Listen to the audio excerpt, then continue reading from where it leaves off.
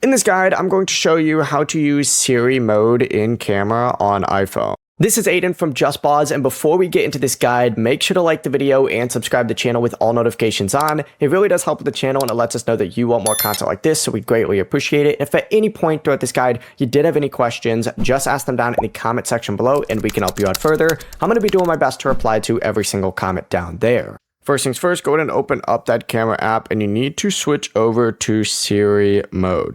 From here, all you have to do is just point your phone at whatever you want Siri to identify or help you with. Tap the shutter button to let Siri see what exactly is in front of you, and then you can ask it, what it sees, or use the available actions. For example, Siri Mode can give you information about an object, help with something in front of you, or provide details such as nutritional information about food. Siri Mode does require a compatible iPhone with Apple Intelligence and Siri AI enabled, so just keep that in mind. Before you do leave, make sure to like the video and subscribe to the channel with all notifications on. It really does help with the channel and it lets us know that you want more content like this. We'd greatly appreciate it. And if at any point throughout this guide you did have any questions, just ask them down in the comment section below and we can help you out further. I'm going to be doing my best to reply to every single comment down there. Peace.